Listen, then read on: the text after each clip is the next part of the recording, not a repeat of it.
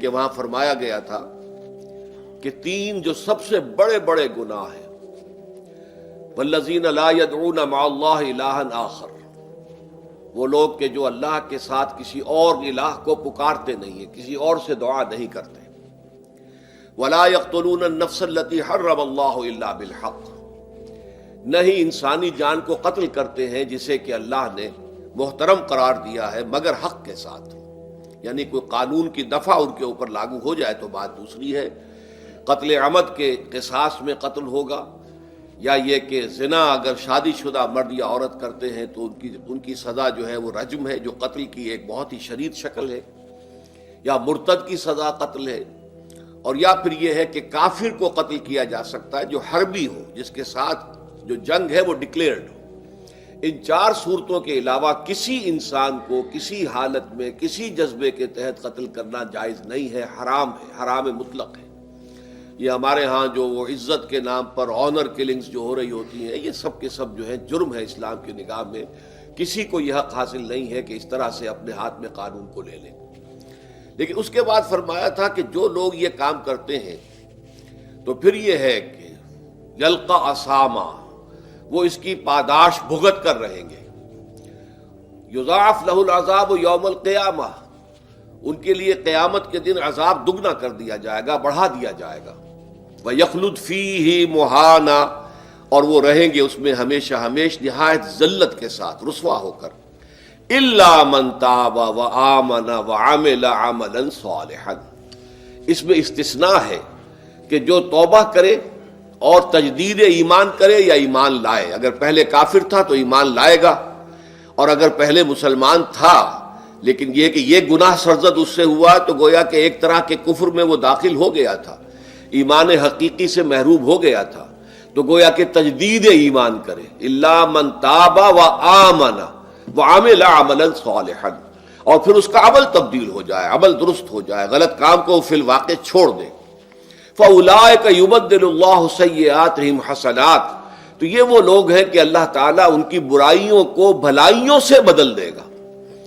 یہ بات جو ہے بہت بلند ہے، اس میں اللہ تعالیٰ کی طرف سے وعدہ جو ہو رہا ہے کہ فَأُولَٰئِكَ يُبَدِّلُ اللَّهُ سَيِّئَاتِهِمْ حَسَنَاتٍ وَكَانَ اللَّهُ غَفُورًا رَحِيمًا۔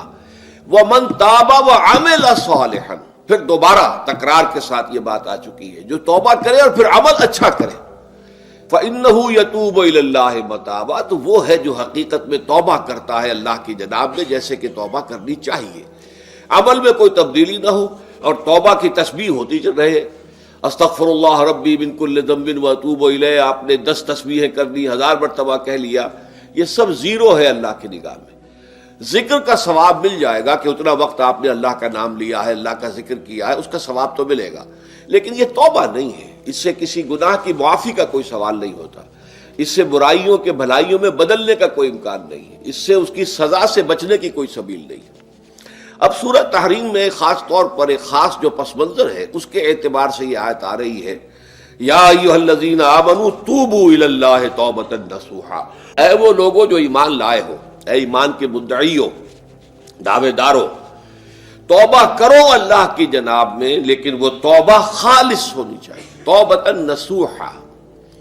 اس سورہ مبارکہ کے پس منظر کو نوٹ کیجئے تو اس میں ایک خطائے اجتہادی کہہ لیجئے حضور سے ہو گئی تھی صلی اللہ علیہ وسلم، اگرچہ وہ خطا جانب خیر میں تھی، اچھے کام کے لیے تھی، برے کام کے لیے نہیں تھی، کہ آپ نے اپنی ازواج مطہرات کی دل جوئی کے لیے ایک شے جو اللہ کی طرف سے آپ کے لیے حلال تھی اس کو استعمال نہ کرنے کی قسم کھا لی، تو اس پر حضور کو روکا گیا، یا ایھا النبی لم تحرم ما احل اللہ لک تبتغی مرضات ازواجک، اے نبی کیوں آپ اپنے اوپر حرام ٹھہراتے ہیں وہ شے جو اللہ نے آپ کے لیے حلال قرار دی ہے؟ کیا آپ اپنی بیویوں کی رضا جوئی کے لیے ایسا کر رہے ہیں؟ واللہ غفور الرحیم، اللہ غفور ہے، رحیم ہے، اللہ نے آپ کی اس خطا سے درگزر کیا ہے، لیکن قد فرض اللہ لکم تحلۃ ایمانکم، اللہ تعالیٰ نے راستہ تمہارے لیے کھول دیا ہوا ہے کہ ایسی قسموں کو کھولا جا سکتا ہے، جس کے لیے کہ سورہ مائدہ کے اندر کفارہ دے دیا گیا۔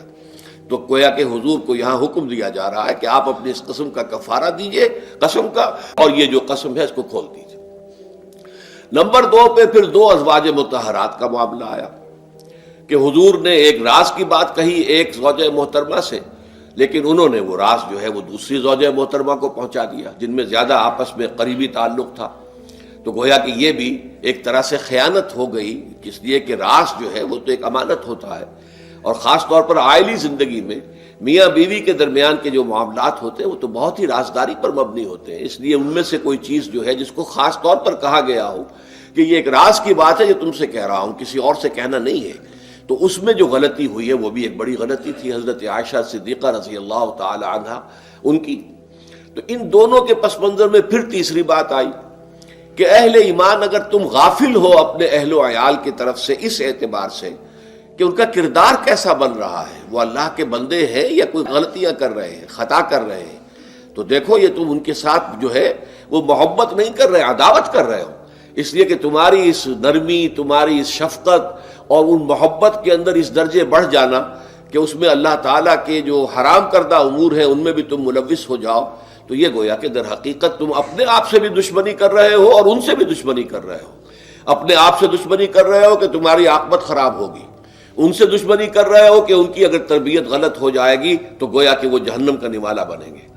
اب اس تین چیزوں کے پس منظر میں فرمایا جا رہا ہے یا ایھا الذین آمنوا توبوا الی اللہ توبۃ نصوحا، اے ایمان والو، اے ایمان کے دعوے دارو، اللہ کے جناب میں توبہ کرو، لیکن توبہ خالص نصوحا. پہلی بات تو یہ جانیے، میں نے بھی یقیناً پہلے بھی عرض کیا ہوگا لیکن دہرانے میں کوئی حرج نہیں ہے، عربی زبان میں یہ دو الفاظ بہت قریب ہیں، آبا یعوب اوبن اور تابا یتوب توبن یا توبتن. آبا یعوب اوبن بھی ہوتا ہے واپس لوٹنا، لیکن یہ ہے کسی یعنی مادی چیز کی طرف سے واپس لوٹنا. ایک ہے تابا یتوب توبن یا توبتن، وہ کسی فعل سے، معنوی چیز سے پلٹ آنا، لوٹ آنا. چنانچہ ایک بڑی پیاری جو دعا حضور صلی اللہ علیہ وسلم مانگا کرتے تھے، آپ کی مسنون دعاؤں میں سے ہے، جب آپ سفر پر گئے واپس گھر آئے تو گھر میں داخل ہوتے ہوئے آئبونا تائبونا لربنا حامدون، ہم پلٹ کر آ گئے ہیں سفر سے، وطن سے میں پہنچ گئے ہیں، گھر میں داخل ہو رہے ہیں اور ہم اس حال میں بھی اپنے رب کی جناب میں توبہ بھی کر رہے ہیں، رجوع کر رہے ہیں اللہ کی جناب میں، اور اپنے رب کی حمد کرتے ہوئے داخل ہو رہے ہیں. آئبونا تائبونا لربنا حامدون. اسی طرح آپ بازار جائیں، اس کے بعد اپنے گھر میں داخل ہو تو یہ دعا پڑھیں، تو یہ گویا یہ بہت ہی ایک یوں سمجھیے مبارک، بہت سی اس کے اندر برکات ہوں گی. تو اس میں بھی لفظ آبا یعوب اوبن، تابا یتوب توبن، یہ دونوں کے بہت قریب آ گئے، آئبونا تائبونا لربنا حامدون. توبو الی اللہ، اب الہ کو نوٹ کیجئے، یہ توبہ کا لفظ بھی بہت سے ایسے الفاظ میں سے عربی زبان کے، جیسا کہ اس سے پہلے ہم دیکھ چکے ہیں کہ ایک لفظ ہے رغبہ، رغبہ رغبت جسے اردو میں ہم بولتے ہیں. رغبہ الہ ہوگا تو کسی شے کی طرف رجحان ہونا، اس کی طلب پیدا ہو جانا، اس کی خواہش پیدا ہو جانا. اور رغبہ عن ہوگا تو کسی چیز سے متنفر ہو جانا، دور ہٹ جانا، دور چلے جانا. ورب ایک ہی ہے، پریپوزیشن کی چینج سے بالکل برعکس نتیجہ نکل آیا. ومن رغب عن سنتی فلیس منی، جسے میری سنت پسند نہیں ہے، جو اس سے ہٹتا ہے، پیچھے ہٹتا ہے، اس کو ترک کرتا ہے، اس کا مجھ سے کوئی تعلق نہیں. اسی طرح مالا یمیل و میلن، مالا الہ کسی شے کی طرف مائل ہونا، مالا عن اس شے سے ہٹ جانا، پیچھے ہٹ جانا، نفرت ہو جانا. اسی میں وہ لفظ تھا سا، فقط سقط قلوبکما، تمہارے دل جو ہے وہ تو مائل ہو ہی گئے ہیں. سغا بھی الہ ہوگا تو اس کے معنی کسی شے کی طرف مائل ہو جانا، عن ہوگا تو کسی شے سے متنفر ہو جانا. تو وہاں میں عرض کر چکا تھا لقد سقط قلوبکما، تو اے نبی کی دونوں بیویوں تمہارے دل تو یقیناً اللہ کی طرف مائل ہو چکے ہیں، توبہ کی طرف مائل ہو چکے ہیں، لیکن زبان سے یہ کہتے ہوئے کہ حضور معاف کر دیجئے غلطی ہو گئی، یہ اس میں ذرا حجاب آ رہا ہے. ظاہر بات ہے شوہر اور بیوی کے درمیان جس طرح کا تعلق ہوتا ہے تو اس میں یہ کہ بسا اوقات اپنی غلطی کو واضح الفاظ میں تسلیم کرنے میں کچھ ہچکچاہٹ سی ہوتی ہے. تو وہ ایک کیفیت تھی کہ تمہارا دل تو مائل ہو چکا ہے، لیکن یہ کہ تم ذرا زبان سے بھی کہو، اقرار کرو. اسی طریقے سے یہ لفظ توبہ ہے، توبہ الہ ہے، کسی کی جناب میں توبہ کرنا. جب اللہ تعالیٰ کی طرف توبہ کا لفظ آئے گا تو توبو الی اللہ توبۃ نصوحا، اللہ کی جناب میں توبہ کرو. اور جب اللہ تعالیٰ توبہ کرتا ہے، یہ لفظ جو ہے دو طرف استعمال ہوتا ہے، تواب بندہ بھی ہے، تواب اللہ بھی ہے. اللہ تواب ہے، بہت توبہ کا قبول کرنے والا، بندہ تواب ہے، بہت زیادہ توبہ کرنے والا۔ وہ حدیث میں آپ کو سنا چکا ہوں، کل بنی آدم خطاؤون وخیر الخطائین التوابون، تمام بنی آدم نہایت خطا کار ہیں، گناہ گار ہیں، غلطیاں ہوتی ہیں، خطائیں ہوتی ہیں، لیکن ان خطا کاروں میں بہتر لوگ وہ ہیں جو بہت توبہ کرنے والے، رجوع کرتے، پلٹتے ہیں، ان میں پشیمانی پیدا ہو جاتی ہے اور وہ اللہ تعالیٰ کی جناب میں رجوع کرتے ہیں، تو وہ تواب ہیں، بہت زیادہ توبہ کرنے والے۔ لیکن اللہ کی جناب میں توبہ جب بندہ کرتا ہے تو وہ الہ آئے گا، تابہ الہ، اس نے توبہ کی اللہ کی جناب میں۔ اللہ توبہ کرتا ہے یعنی اللہ تعالیٰ جو ہے اپنی نظر شفقت اور نظر رحمت جو پھیرنی تھی اس نے کہ ایک بندے نے گناہ کیا ہے، میرے حکم کی جو ہے خلاف ورزی کی ہے، معصیت کا ارتکاب کیا ہے، تو اللہ تعالیٰ اپنی رحمت اور شفقت کی نگاہ اس سے ہٹا لیتا ہے۔ لیکن جب بندہ توبہ کرتا ہے تو پھر اللہ تعالیٰ بھی رجوع فرماتا ہے اور اپنی شفقت اور رحمت اور مغفرت کے ساتھ بندے کی جانب متوجہ ہو جاتا ہے۔ لیکن وہاں تابہ اعلیٰ آئے گا، تم علینا، اے پروردگار ہماری توبہ کو قبول فرما، وہ الہ کے ساتھ آئے گا۔ ہم جب توبہ کریں گے تو وہ الہ کے ساتھ آئے گا۔ تو یہاں فرمایا توبو الی اللہ، اللہ کی جناب میں توبہ کرو، پلٹو، رجوع کرو، اور توبۃ نصوحا، خالص توبہ۔ اس کی جو وضاحت تھوڑی سی میں ابھی کر چکا ہوں کہ خالص توبہ سے مراد کیا ہے۔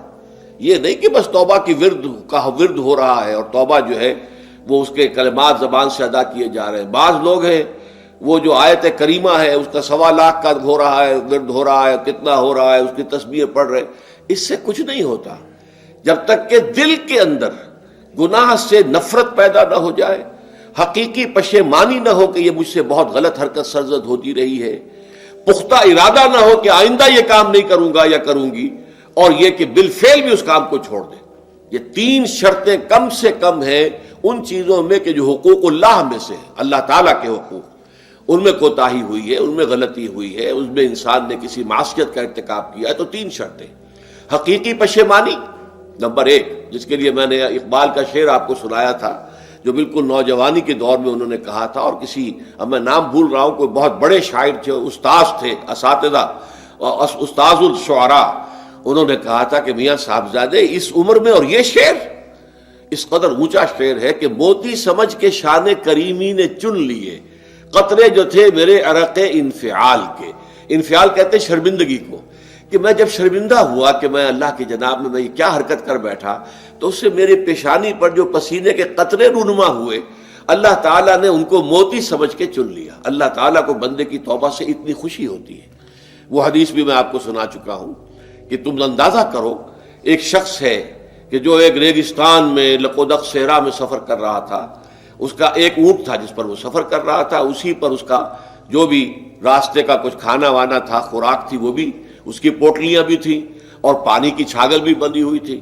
تھوڑی دیر کے لیے وہ ایک درخت کے سائے میں بیٹھ گیا استراحت کے لیے، وہ اسی میں آنکھ لگ گئی اس کی۔ اب جب آنکھ کھلی تو دیکھا کہ اونٹ غائب ہے۔ اب اونٹ گویا کہ اس کی زندگی کا واحد سہارا، کہاں جائے گا اب بغیر اونٹ کے؟ اس دوڑا دائیں بائیں، شمال جنوب مغرب مشرق، سب میں کہیں جہاں تک وہ کر سکتا تھا اسے کہیں اونٹ نظر نہیں آیا۔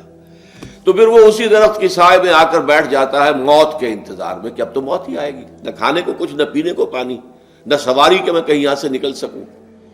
اچانک دیکھتا ہے کہ وہ اونٹ تو کھڑا ہوا ہے اور وہ سامان بھی موجود ہے۔ تو اس میں فرط مسرت کی وجہ سے خوشی اتنی شدید ہوتی ہے اسے کہ وہ کہنا تو یہ چاہتا ہے اے اللہ میں تیرا بندہ ہوں، تو میرا رب ہے، لیکن وہ کہہ یہ بیٹھتا ہے اے اللہ میں تیرا رب ہوں، تو میرا بندہ ہے۔ یعنی اتنا وہ اپنے اس میں حواس کھو بیٹھتا ہے خوشی کی وجہ سے۔ اتنی ہی خوشی ہوتی ہے اللہ تعالیٰ کو اپنے کسی گناہ گار بندے کی توبہ سے۔ اب آپ اندازہ کیجئے، یہ ہے جو تشبیہ حضور صلی اللہ علیہ وسلم نے توبہ کی عظمت کے لیے بیان کی۔ تو اس کے حوالے سے، اور میں آپ کو فلسفے کے طور پر بھی بتا چکا ہوں کہ بہت بڑی غلطی جو ہے، جیسے ان دونوں صورتوں کا جو مرکزی مضمون میں نے بتایا تھا کہ خاندانی زندگی میں 2 انتہائی کیفیات پیدا ہوتی ہیں، یا میاں بیوی کی موافقت نہیں ہو رہی تو آخری حد ہے طلاق، یا یہ ہے کہ اتنی محبت ہو گئی ہے کہ محبت کی وجہ سے شریعت کی حدود کے اندر رد و بدل ہو رہا ہے۔ تو پہلے کے موضوع کے اوپر سورہ طلاق ہے اور دوسرے موضوع کے اوپر سورہ تحریم ہے۔ تو طلاق کے معاملے میں بھی عیسائیوں سے جو بہت زیادہ غلطی، بہت بڑی سرزد ہوئی، وہ یہ ہے کہ حضرت عیسیٰ نے یہ فرمایا تھا کہ جو شخص اپنی بیوی کو طلاق دیتا ہے گویا کہ ناحق، وہ گویا کہ اس سے زنا کرواتا ہے، یعنی یہ کہ طلاق ہو گیا اس کو، اب وہ بیچاری جو ہے وہ بے شوہر کے ہے، عام طور پر مطلقہ سے کوئی شادی نہیں کرتا، تو اب اس کے فتنے میں مبتلا ہونے کا امکان موجود ہے، وہ زناکاری پر آمادہ ہو سکتی ہے، تو جس شخص نے اسے غلط طلاق دی تھی در حقیقت وہ ذمہ دار ہوگا اس زناکاری کا جو وہ کر رہی ہے۔ یہ اصل میں ایک اخلاقی تعلیم تھی جس کو کہ انہوں نے قانونی سمجھ لیا اور طلاق کا دروازہ بند کر دیا، حالانکہ شریعت موسوی میں طلاق کا راستہ کھلا تھا جیسے شریعت محمدی میں، کہ اگر کوئی صورت ایسی ہے کہ مزاج نہیں مل رہا ہے تو ٹھیک ہے، علیحدہ ہو جاؤ، سیپریشن کا راستہ کھلا ہوا ہے۔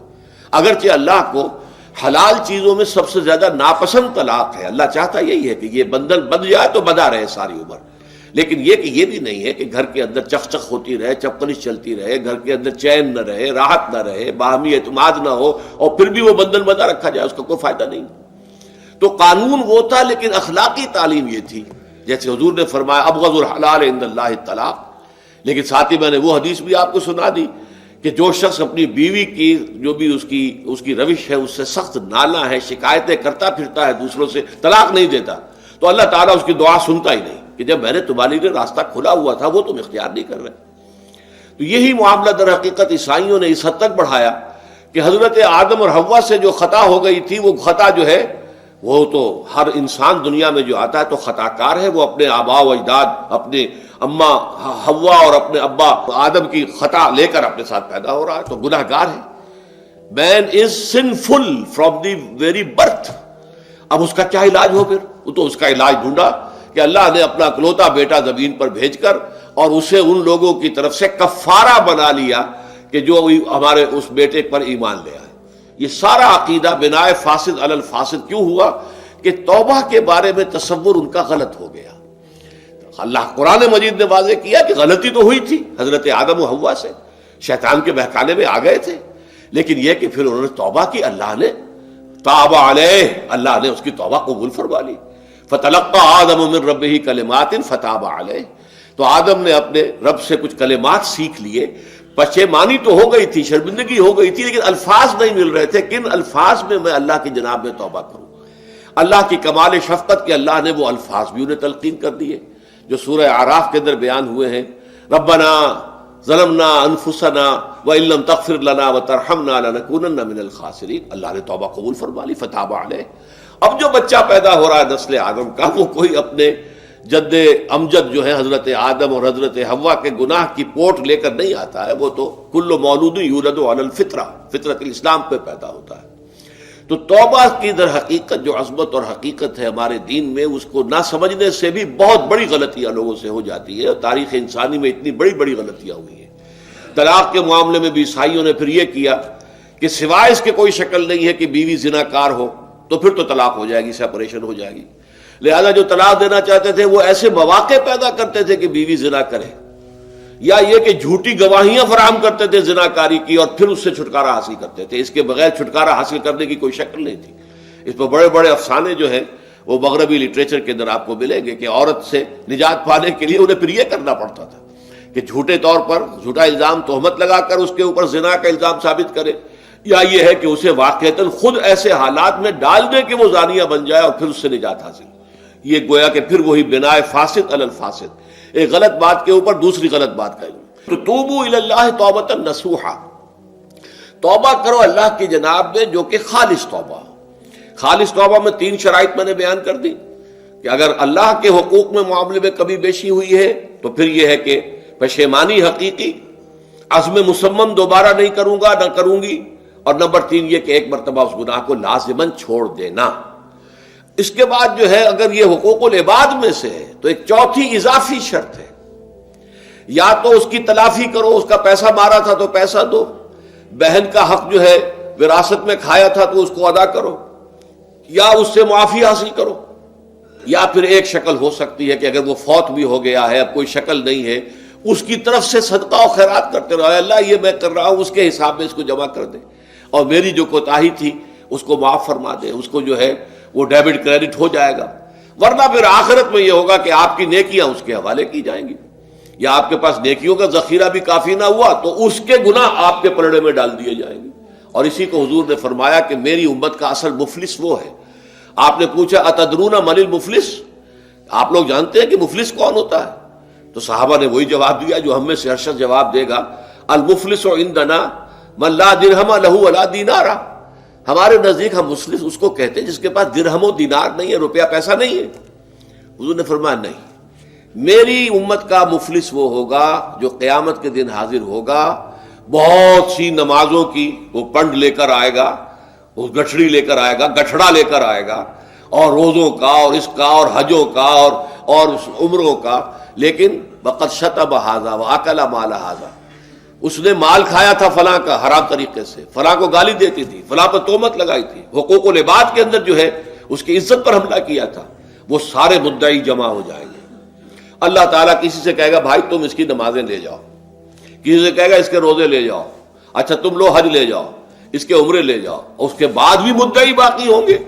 تو اب مدعیوں کے گناہ اس کے پلڑے میں ڈالے جائیں گے، اور پھر وہ دوسروں کے گناہوں کے بوجھ تلے دب کر جہنم میں جھونک دیا جائے گا. تو یہ حقوق العباد کے اندر معاملہ اس سے بھی کہیں زیادہ سخت ہے کہ جو حقوق اللہ کا ہے. اللہ تو بڑا غفور ہے، رحیم ہے، اس کے اندر وہ رعایت بھی کرے گا، لیکن حقوق العباد کا معاملہ اللہ کہہ دے گا یہ میرا معاملہ ہے ہی نہیں، یہ تمہارا آپس کا معاملہ ہے، تمہیں اس میں تو جو بھی ہے لین دین کر کے ہی معاملہ چکانا ہوگا، دے دے کر معاملہ ہوگا، اس کے بغیر نہیں. تو توبوا الی اللہ توبۃ نصوحا عسى ربکم ان یکفر عنکم سیئاتکم. عین ممکن ہے، عسا اصل میں امید دلانے کے لیے ہوتا ہے، شاید کہ ایسا ہو جائے. لیکن جب اللہ کی طرف سے یہ لفظ آتا ہے تو یہ یقینی معنی، یقینی وعدے، اللہ کا وعدہ ہے. اگر تم یہ توبہ نصوح کرو گے تو اللہ کا وعدہ ہے تم سے کہ وہ تم سے تمہاری برائیوں کو دور کر دے گا. یہ تکفیر کے لفظ کو بھی سمجھ لیجئے. کفر کا اصل معنی ہے چھپا دینا، دبا دینا. اسی لیے گناہ کا کفارہ ہوتا ہے. آپ سے گناہ ہو گیا، آپ نے کفارہ دے دیا تو گناہ چھپ گیا، دب گیا، اس کے اثرات زائل ہو گئے، وہ آپ کے نامہ اعمال سے اس کو ختم کر دیا جائے گا. یہ ہے کفارہ، کفارہ. کفار جمع ہے کافر کی. کافر جو ہے وہ حق کو چھپاتا ہے، اللہ کی دعوت جو دی جا رہی ہے اس کو دباتا ہے، تو اس معنی میں وہ کافر ہے، انکار کرتا ہے. لیکن یہ کہ ایک کفران نعمت ہے، کسی نے آپ پر احسان کیا ہے اور آپ اس کا احسان نہیں مان رہے، آپ کے لیے دل میں اس کے لیے کوئی احسان بندی کے جذبات پیدا نہیں ہوئے، تشکر کا جذبہ پیدا نہیں، یہ کفران نعمت ہے. تو تکفیر اس کو بھی کہتے ہیں، تکفیر اسے بھی کہتے ہیں مسلمان امت میں سے کسی کو نکال دینا، اس لیے کہ وہ بنیادی عقائد میں علیحدہ ہو گیا ہے. تو یہ پرجنگ ہے، یہ بھی تکفیر ہے. تو تکفیر اعمال کیا ہے کہ برے اعمال کو دھو دے گا تمہارے نامہ اعمال سے، اور نمبر 2 تمہارے دامن کردار سے بھی دھو دے گا. جو غلطیاں تمہارے اوپر چلی آ رہی تھی، اتنے عرصے تک تم کرتے رہے ہو، تمہارا کردار جو ہے اس سے مقدر ہو گیا ہے، اس کے اندر جو ہے خرابی پیدا ہو گئی ہے، تو اللہ اس کو بھی دھو دے گا. تو دنیا میں بھی تکفیر کا اثر ہوگا کہ انسان کی اصلاح ہو جائے گی، اس کی سیرت و کردار جو ہے صحیح رخ پر آ جائیں گے. اور آخرت میں یہ ہے کہ اس کا جو اعمال نامے میں جو گناہ درج تھا وہ وہاں سے صاف کر دیا جائے گا، محو کر دیا جائے گا. یہ تکفیر 2 گناہ ہے. اور اس میں جو ہم سورہ الفرقان میں پڑھ کر آئے ہیں وہ اس سے بھی اگلی بات ہے. اولئک یبدل اللہ سیئاتہم حسنات. جہاں گناہ کا اندراج تھا وہاں اب نیکی کا اندراج ہو جائے گا. تمہاری سیرت و کردار میں جو گناہ کا پہلو تھا وہ اب نیکی کے پہلو میں بدل جائے گا. یہ تکفیر گویا کہ دنیا میں بھی اور آخرت میں بھی. عسیٰ ربکم، امید ہے اور اللہ کا وعدہ ہے کہ وہ تم سے تمہاری برائیوں کو دور کر دے گا. مطلب یہ کون انسان ہے جو برائی سے بالکل پاک ہے؟ کل بنی آدم خطاؤون وخیر الخطائین التوابون. توبہ کرو، توبہ نصوح کرو، اللہ تعالیٰ دھو دے گا. تمہارے دامن کردار سے بھی داغ اور دھبے صاف کر دے گا، اور تمہارے اعمال نامے سے بھی. وَيُدْخِلَكُمْ جَنَّاتٍ تَجْرِي مِن تَحْتِهَا الْأَنْهَارُ. اور تمہیں داخل کرے گا ان باغات میں جن کے نیچے یا جن کے دامن میں ندیاں بہتی ہوں گی. یوم لا یخزی اللہ النبی والذین آمنوا معہ. وہ دن کہ جس دن اللہ رسوا نہیں کرے گا نہ نبی کو اور نہ ان کو جو ان کے ساتھ ایمان لائے. ان کے ساتھ ایمان لانے، ظاہر بات ہے انبیاء کے رسوا ہونے کا تو کوئی سوال ہی نہیں. یہاں اس کا ذکر جو ہے وہ تو صرف بطور تذکرہ کر دیا گیا، ورنہ اصل کیا ہے جو نبی کے ساتھ ایمان لائے. اور نبی کے ساتھ ایمان لانے والوں میں درجہ اول کے لوگ وہ ہیں جو صحابہ کرام ہیں، جو حضور کے زمانے میں تھے، حضور کے ساتھ دیا انہوں نے اپنے جان و مال سے حضور کے مشن کو تقویت پہنچائی. جہاں حضور کا پسینہ گرا وہاں اپنی خون کی ندیاں بہا دی، اپنی جانیں دے دی. تو وہ ہے اولین. لیکن اللہ تعالی ہمیں بھی ان میں شامل کرے، اس لیے کہ جیسے کہ سورہ بقرہ کی جو آخری سے پہلی آیت ہے اس کے اندر بیان فرمایا گیا کہ آمن الرسول بما انزل الیہ من ربہ والمؤمنون، ایمان لائے رسول محمد صلی اللہ علیہ وسلم اس چیز پر کہ جو ان کے اوپر ان کے رب کی طرف سے نازل کی گئی، اور ایمان لائے صاحب ایمان. وہ صاحب ایمان سب کے سب شامل ہو جائیں گے. تو قیامت کے دن اللہ تعالیٰ رسوا نہیں کرے گا. یوم لا یخزی اللہ النبی والذین آمنوا معہ، جس دن کہ اللہ تعالیٰ رسوا نہیں کرے گا نہ اپنے نبی کو صلی اللہ علیہ وسلم اور نہ ہی ان کو کہ جو ان کے ساتھ ایمان لائے. اور یہ آخرت کی رسوائی جو ہے بہت بڑی رسوائی ہے. دنیا کی رسوائی انسان جو ہے اس کو بہت ہلکا سمجھے، آخرت کی رسوائی بہت بڑی ہے. پوری خلق خدا جہاں جمع ہوگی، پوری انسانیت جمع ہوگی، تمام آدم سے لے کر آخری انسان تک جمع ہوں گے، اور وہاں اگر رؤوس الاشہاد ہمارا پردہ چاک کیا جائے، ہمارے گناہوں کو جو ہے اعلان کیا جائے، تو وہ کتنی بڑی رسوائی ہوگی. اسی لیے یہ دعا مانگتے رہنا چاہیے، اللہم ربنا اجرنا من خزی الدنیا والآخرہ. اے اللہ ہمیں بچا لے، دنیا اور آخرت دونوں کی رسوائی سے بچا لے. دنیا کی رسوائی یہ ہے کہ آپ کی کسی غلط کام کا چرچا ہو جائے، دنیا کے اندر پھیل جائے، آپ کی جو ہے عزت جو ہے وہ داغدار ہو جائے. اس سے بھی اے اللہ بچا لے، پردہ ڈال دے. جیسے کہ حضور نے لفظ استعمال کیا الا یتغمدنی ربی برحمتہ، الا یہ کہ میرا پروردگار مجھے اپنی رحمت کی چادر تلے ڈھانپ لے. اللہ تعالیٰ دنیا میں بھی ہمیں ڈھانپے رکھے اور آخرت میں بھی ڈھانپ لے. تو یہ خزی دنیا والآخرہ، اے اللہ ہمیں دنیا کی بھی رسوائی سے بچائے رکھ اور آخرت کی رسوائی سے بھی بچا لیجو. بارک اللہ لی ولکم فی القرآن العظیم ونفعنی وإیاکم بالآیات والذکر الحکیم.